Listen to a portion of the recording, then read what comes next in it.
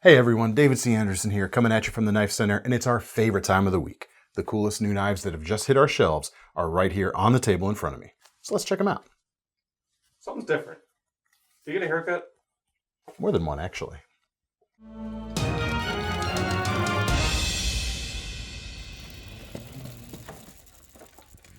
Hey everyone, welcome to the show. That is Thomas behind the camera, as usual, with his snarky comments.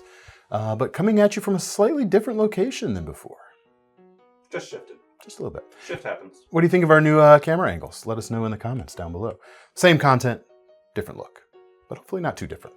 Let's get into the knives, shall we? First off, the first chunk of the video here, we got some real cool American manufacturing to show off, and it's one brand I am particularly happy that we are finally able to carry here at the Knife Center. It's been a brand I've been a fan of for a long time, but they haven't done much with dealers for most of their existence.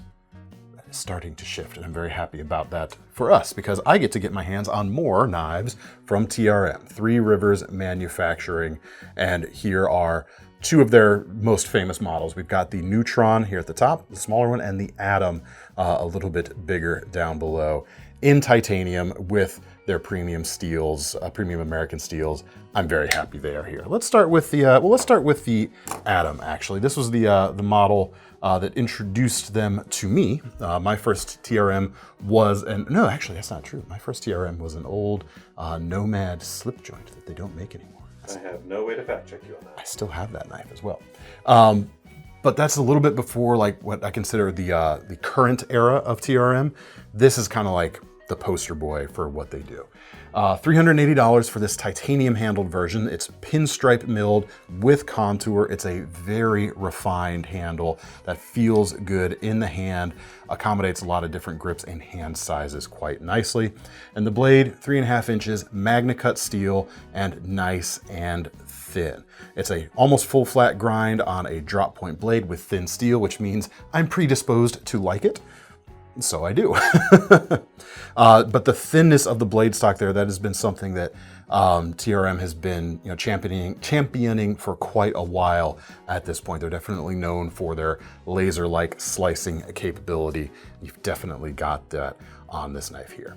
We've also got an inset liner lock, washers in the pivot as opposed to ball bearings. So you've got that more buttery type of feel as opposed to a ice skatey type of feel, which feels really good. It flips really nicely, or flicks really nicely, even without ball bearings. And a pocketed deep carry pocket clip with inset screws there. Really, really nice.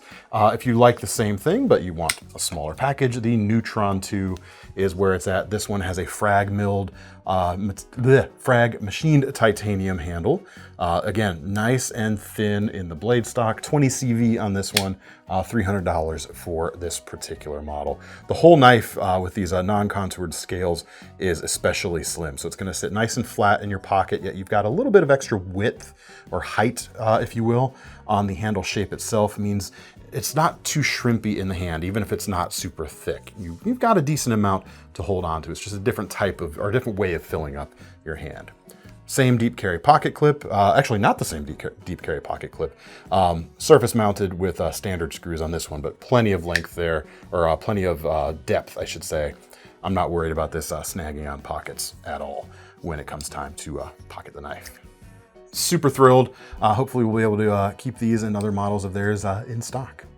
I'm excited to have them here. Actually, a little bit more background on TRM. They used to do a lot of OEM work for other companies, but they've been doing more and more their own thing lately.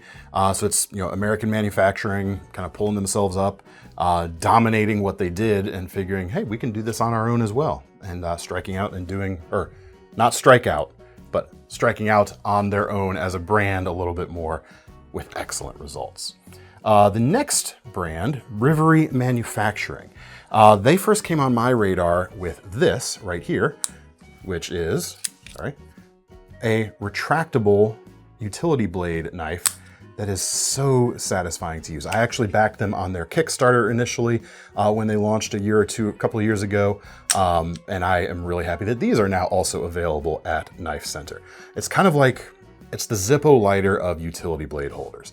It's a manual extraction or extension, but then you pull back and a spring pulls the blade back into place. It is so satisfying. They're about 70 bucks, made out of aluminum. I've got two of the handle versions right here. This is kind of the original milled pattern. I like the texture on this one a little bit more, but you've also got the smooth thumbprint version here. It's not called that on the website. What is it called on the website? Thomas don't know. No. Despite the new angles, the screen is still not facing me. This is the smooth operator pattern. But the original pattern, like I said, I like the traction on that one a little bit more. I mean, just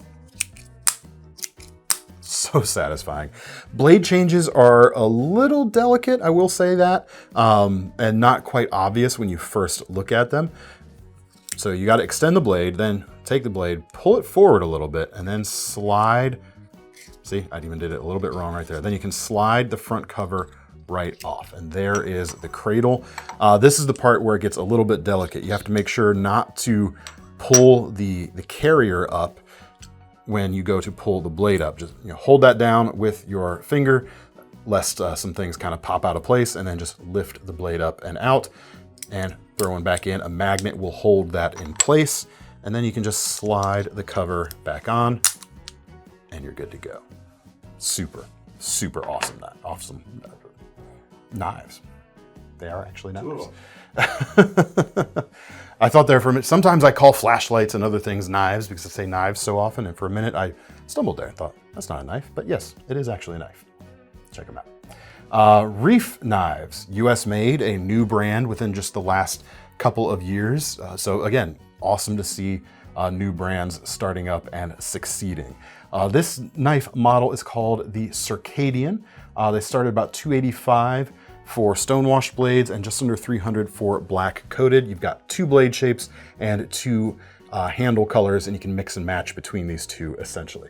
You got the clip point right here, 3 1/4 inches long or thereabouts, MagnaCut steel, which we haven't talked about yet. Why that is awesome. Same set or new set, but some of the same information every once in a while. MagnaCut, super tough for a stainless steel while also maintaining high degrees of edge retention, which is a neat trick that no other stainless steel really pulls off in quite the same way.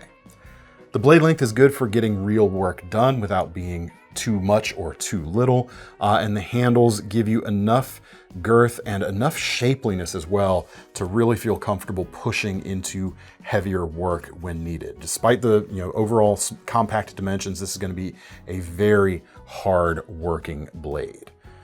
The clip point here will obviously lend itself a little better to potentially outdoor tasks, hunting and skinning, for example. There's a lot of belly on this knife. If you need to, you find yourself needing to use the tip a little more precisely on this knife model, I would argue that you should go with the sheep's foot blade version right here.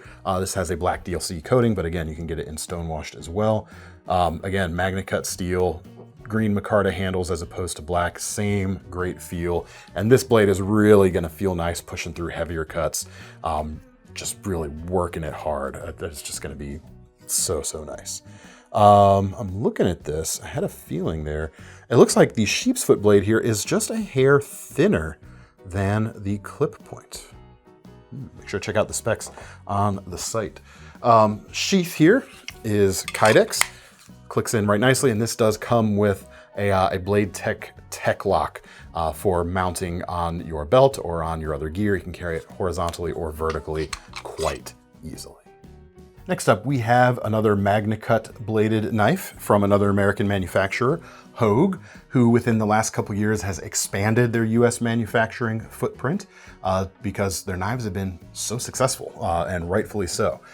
They offer really nice value for an American-made product as well. And the Mysto has typically been a more expensive knife in their lineup, but they've just released, they announced this at Blade Show just a couple weeks ago, the water element or water version of the Mysto, bringing it down in price to be just a little bit more than the Deca, another very popular model of theirs operating in a similar space to this. But we got a 3.4-inch drop point blade, MagnaCut steel, a high saber, I would say in this case. It's a little bit higher than a mid saber grind here, but the geometry is flat. You got a long swedge along the spine there to remove some drag to make it a little more agile.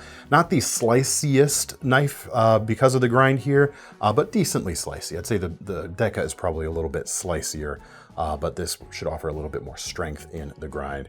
My favorite part, however, apart from the new lower price, which I didn't mention yet, about $162 for this, my favorite part, the handles. We've got Blue Canyon Richlight here. I love Richlight. It's kind of like a paper micarta. You can think of it like that. It's very similar to actual paper micarta. It is made with recycled paper fiber, and you get a really cool look. The colors aren't usually as vibrant, but the feel of it is really nice, especially with a matte textured finish like this. Just oh so nice.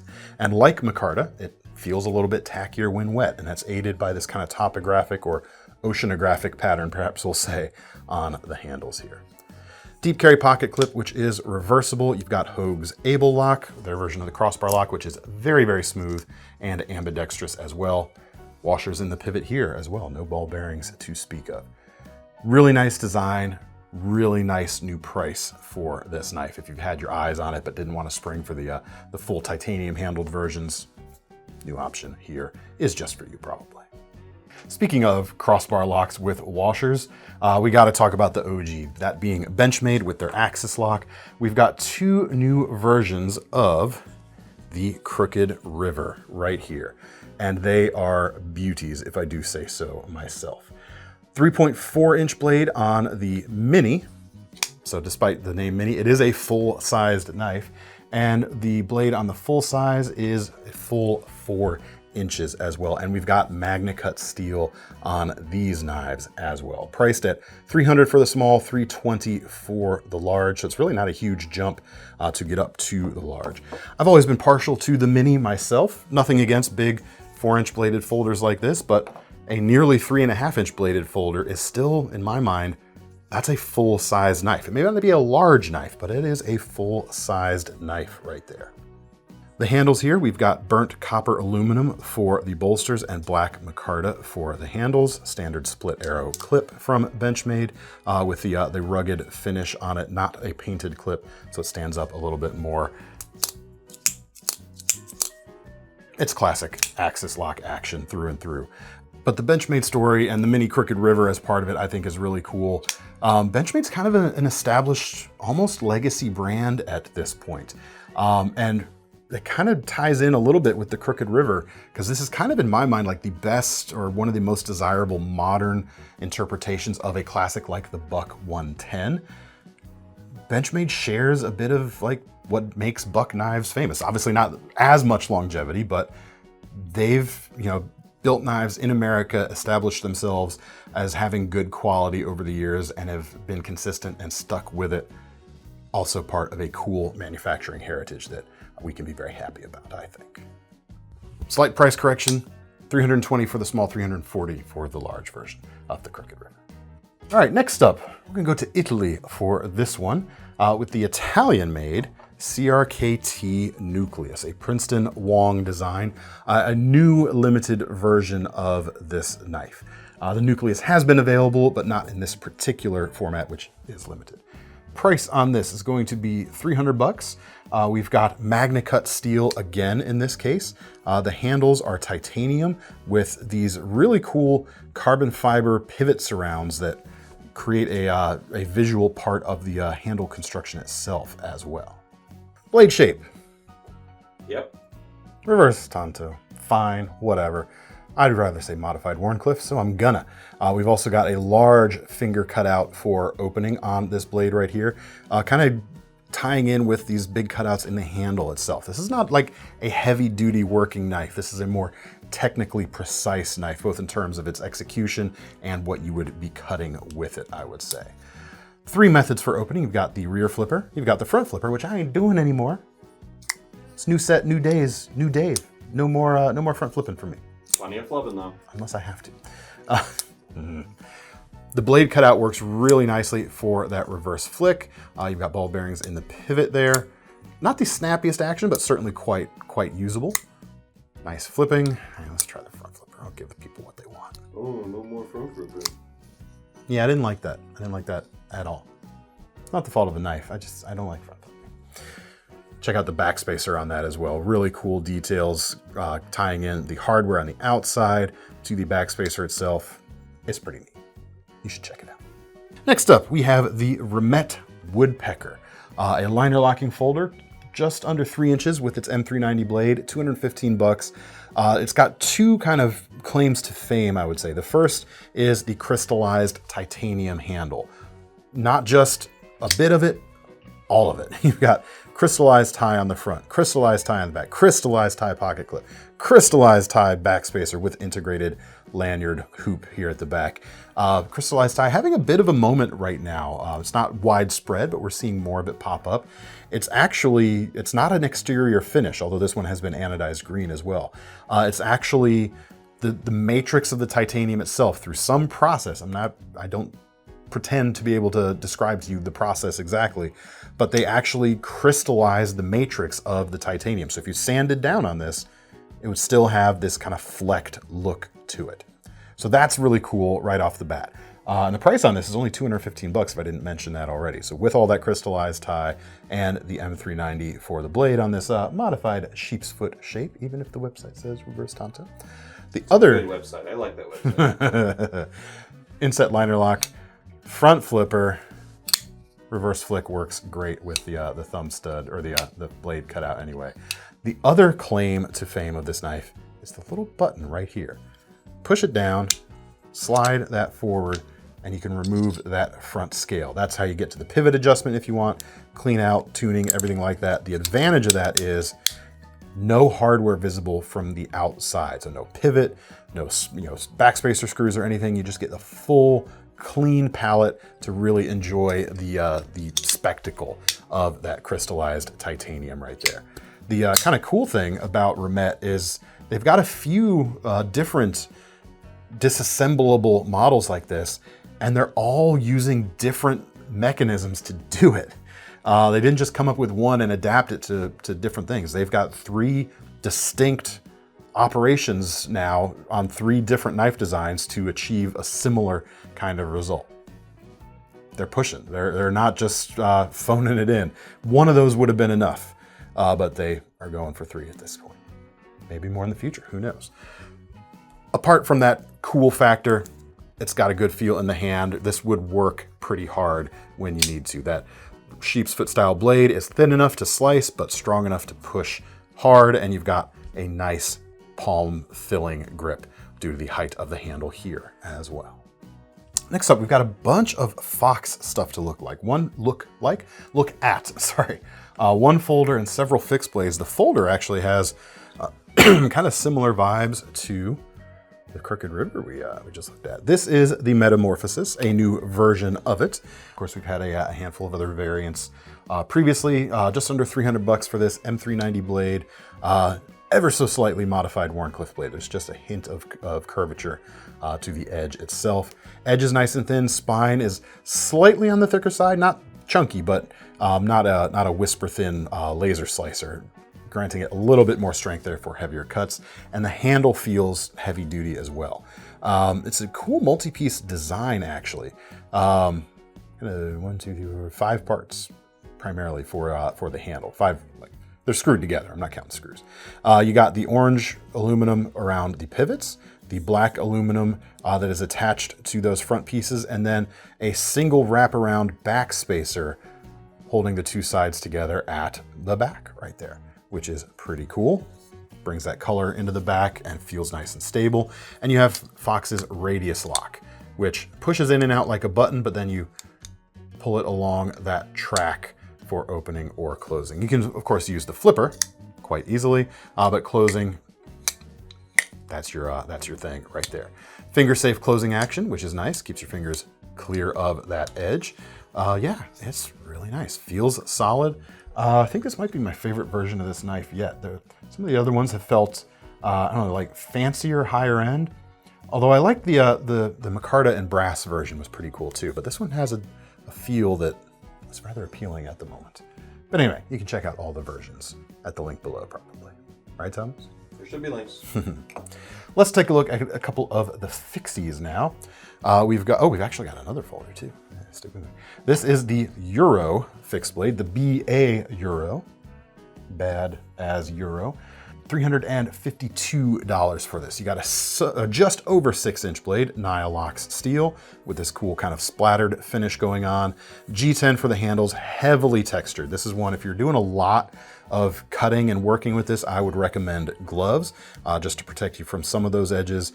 That is the downside of that. The upside of this finish, however, is very unlikely for it to leave your grip when you don't want it to. It's nice and locked in, essentially. Plenty of length there too, even if you've got hands larger than my slightly larger than average hands. And you've got an unguarded finger choil there at the front if you need to choke up and do a little finer work at the edge. You know, what are we thinking use-wise for this? It's definitely got tactical vibes, especially with that, you know, heavily textured handle there. You could go, you know, survival knife with this, perhaps, although a little extra handle comfort would be nice, or, you know, bring the gloves along. The blade itself is certainly broad and strong. You could do some light chopping with it. Light to medium chopping, actually. Choke back, that feels, yeah, it feels like it would be really solid. Blade thickness there is approaching 1/4 of an inch. What are we dealing with here? 0.22, yep. So nearly 1/4 inch thick. Long fuller on it is nice too. The cool thing actually about a broad blade like this is if you needed to choke up on it to do some draw knife work, you've got plenty to grab onto there, and plenty to grab onto if you're getting up there to use that broad belly a little more delicately as well. I'd say it's a sandwich spreader. It would do some serious spreading, I'll tell you what. Kydex sheath right there, dots style attachment here at the back, following the Tek-Lock hole pattern. So you could carry it, you know, vertically like so. You could swap to horizontal nicely. You've also got some slots in between the holes here, so a lot of different aftermarket stuff would work if you would rather swap that out for a different attachment method. Now, in addition to this, we've got the folding version of the Uro. Here it is. And actually, the overall handle thickness is even broader. It's thicker this way than the handle on the fixed blade is. What do we got? $246 for this. Blade is 3.5 inches long, although with the massive handle here, which is a good thing, it almost makes this blade feel smaller than it is. Part of it is, you know, the contrast. The other part is you've got this guarded finger choil at the front, which protects your fingers from sliding forward onto the edge a little bit better, but it does eat into kind of the visual space of the blade itself. Blade's a little bit thinner, not approaching 1/4 inch here. We're more like 5/32, I would say. Yeah, 0.15 on the thickness right there. We're talking inches, of course. And micarta for the handles, green in this case.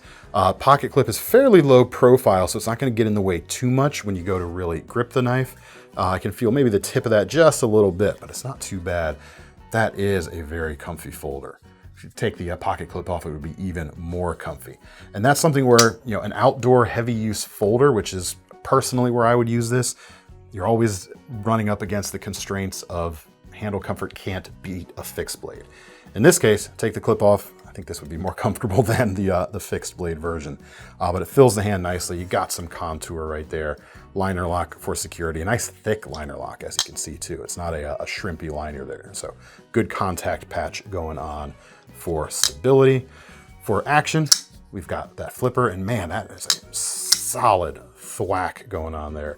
Ball bearings in the pivot, so make sure to keep it clean as you're you know, getting out and getting dirty with it. But yeah, for outdoor or for tactical use, I think this would be great. Might not be the best EDC for most folks due to the thickness and size, unless that's exactly what you're looking for an everyday carry, in which case, go for it.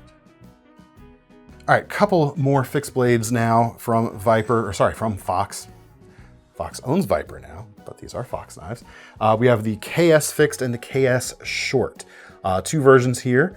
197-ish for the handle scaled version, and for the skeletonized version, we're at about 110. That's got a 2.36 inch Nylox blade. Very stout. This is not a slicer. This is a small beater of a knife. It's got a wedge-like drop point blade with a flat grind on it, a little higher than traditional saber height there. Stone-washed finish all around, so none of the edges are kind of sharp. Everything's nice and rolled over. Crown spine as well to, again, aid the comfort in the hand. Yeah, this, like I said, it may not be the most efficient slicer, but this is something when worn in the pocket or as a neck knife could be supremely heavy duty when you really need it to, but you can't actually take a real big heavy duty knife along with you. Bridges the gap for that type of use, I think, quite nicely. Now, survival kits, that sort of thing would make a great option. The larger version is a little more everyday friendly because of the thickness of the handle scales there. G10, you've got a heavy texturing, but not as heavy as the Uro there. This doesn't feel sharp. I wouldn't mind using this without gloves whatsoever. Thicker blade stock here, yeah, it's about 3/16 of an inch, aren't we? 0.19, there you go. Feels good though. Again, broad drop point, wedge-like geometry a little bit, although, is that? For a minute that was a hollow grind, but no, it's a flat grind. You've got a swedge on this one to remove a little bit of that spine drag, but man, that is heckin' sturdy for sure. Sheath comes with this rotatable belt loop right here. You can wear it horizontally like so, or rotate the whole thing and carry it vertically, or inverted, I guess. It doesn't have to be pointed up. Let's see, I haven't checked for Tech-Lock compatibility yet. Let's do that, shall we? Yep, a large Tech-Lock will fit that whole pattern as well. So you can add one of those, or that's the VVT clip that I just used to measure. Those are nice and inexpensive and do the job quite nicely. Check them out, man. Steel on this is Nylox. On the smaller version, it is also Nylox. Feels good, man. Feels really good. Not for the slicey folks, of course, like I mentioned, but if you need a bulletproof compact fixed blade, either one of these, depending on your needs, could do quite nicely. Speaking of fixed blades, we have the Kizer Polaris, a new series from them. Affordably priced bushcraft knives. We're at about, starting at 60 bucks actually. There are a couple of versions of this. When I say a couple, I mean 4. You can get it either with 1095 carbon steel, a classic for bushcraft and outdoor use for sure. You've also got AEBL stainless steel, which is not the edge retention champ that something like MagnaCut is, but it's even tougher in some instances than MagnaCut usually is. AEBL takes a fine edge and is incredibly tough thanks to its very fine grain structure. I still argue it holds an edge pretty well, but it's not going to be powder metal levels of edge retention. Now, here's where things diverge even further. You got the 2 steels. You've also got 2 blade styles. You've got the Scandi grind, which you can see right here on the 1095 version. You've also got this chisel ground version. Looks the same though, right? What are you talking about? Well, look at the back of that bad boy. You've got these milled divots that are kind of mimicking Yakut style knives, which is a Siberian indigenous people who traditionally would forge knives with this type of hollow on one side and would usually be a convex edge on the other, not a chisel grind like this. But due to the availability of materials that allowed them to do wider knives using less steel, that was primarily, I think, the reason. You would also get left and right-handed knives as a result of that.